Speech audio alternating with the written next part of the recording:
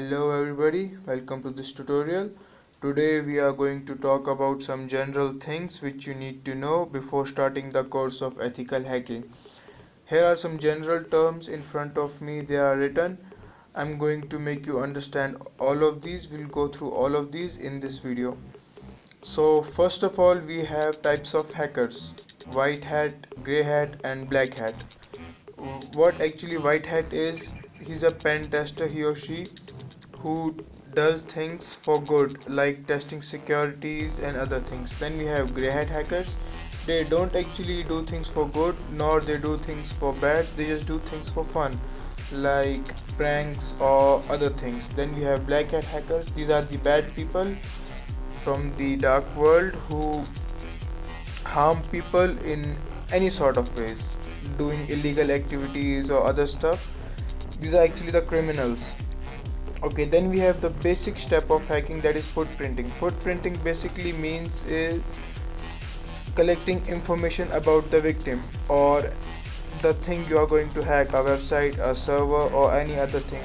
Footprinting doesn't only include scanning digitally over computers, internet, but it can be done by physical processes also, like going to someone's apartment and collecting information about this. That's also footprinting. In simple words, collecting information about the victim. So after that we come with DOS. DOS is a type of attack, denial of service attack.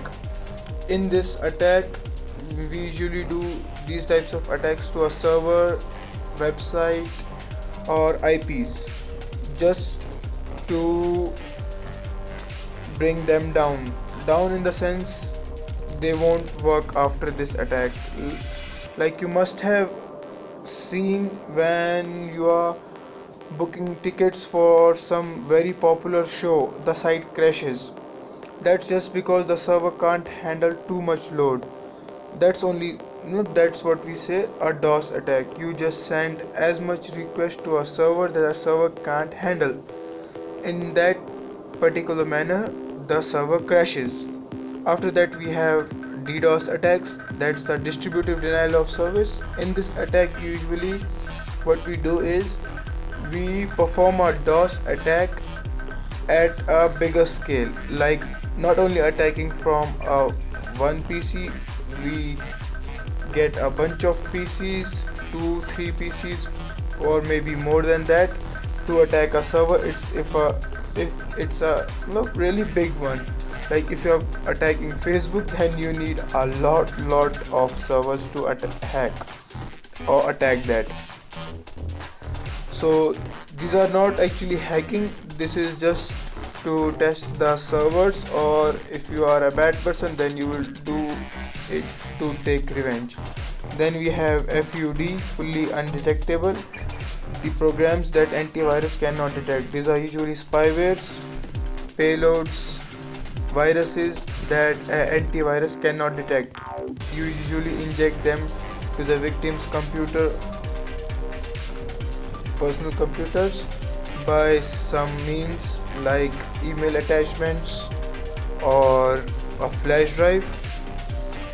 So it's a type of payload that antivirus cannot detect. Not only payload, virus and some other things. So what it actually does is it just bypasses the security measures that we have. So after this we are going to talk about RAT. What RAT is, it's basically remote administration tools. So a RAT, let's take a basic example of RAT. Let's assume you have a software in that you install on a flash drive, a pen drive, then you plug it into your victim's computer and it's hacked. Let's take it steals his browser saved login credentials like passwords and other things and creates a backdoor for you, like you can control the victim's PC from your home computer. After that we have phishing. Phishing is the most common hack. What actually you do is you create a fake login page, usually login page of anything that looks exactly the same as the real.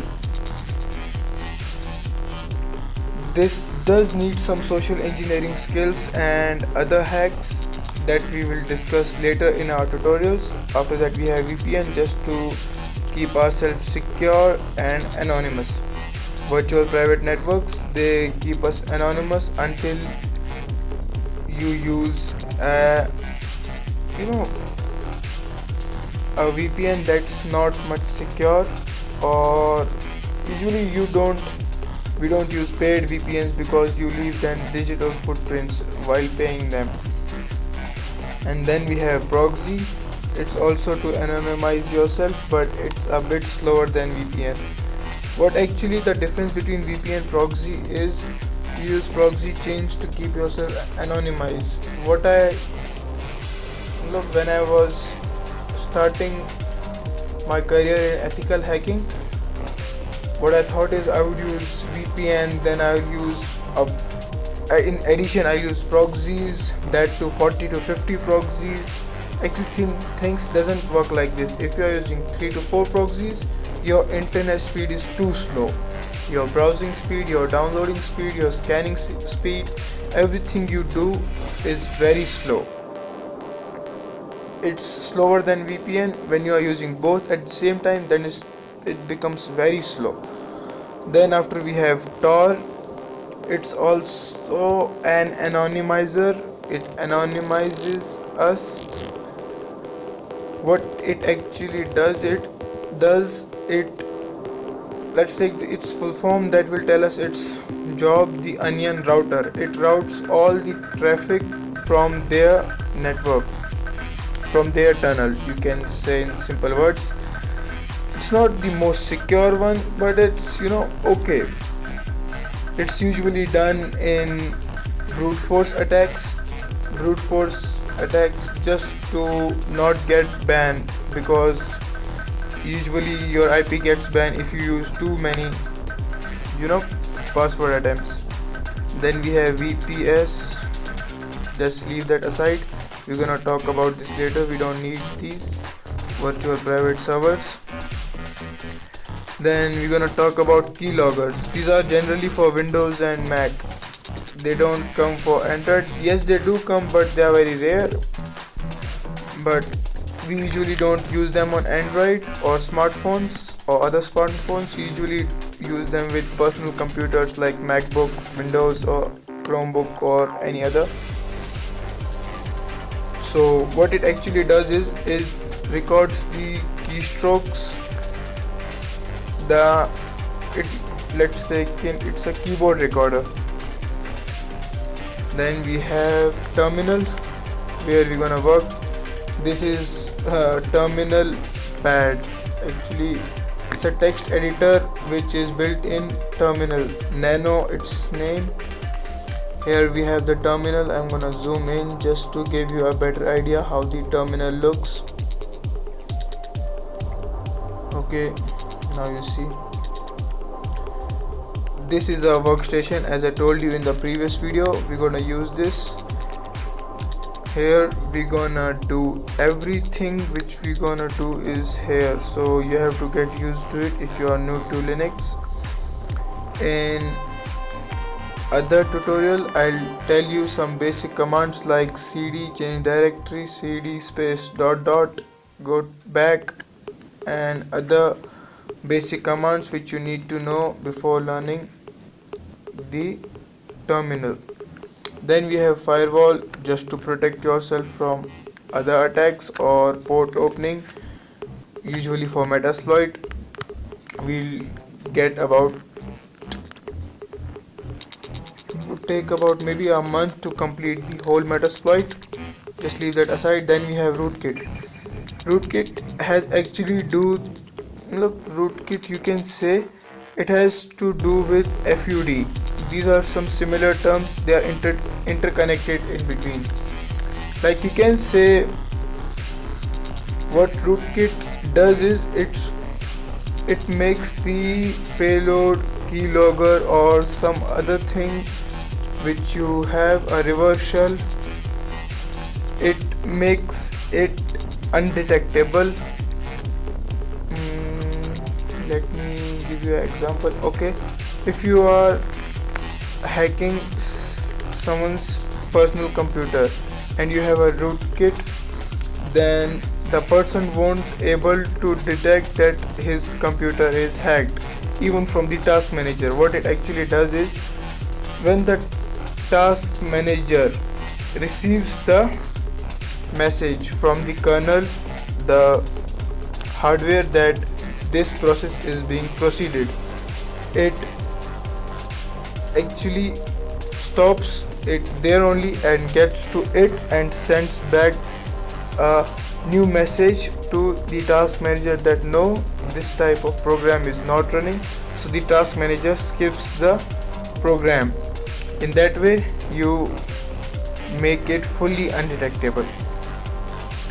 So reverse shell, these are the generally payloads which you send to a victim and create a backdoor at his PC, from his PC. So these were some general terms which you now know. Now you have got an idea what does these things mean and what they are used for. In the following up tutorials, we're gonna start with footprinting, getting information about the victim, about the websites, and also we'll be starting some basic terminologies. So please do subscribe our channel and hit a thumbs up to this video if you like this, and if you got some information about hacking, some new information, then please like it. And yeah, please remember, everything which we're gonna use in these tutorials, we are going to use these in root users. So make sure you are logged in as root, and bye bye.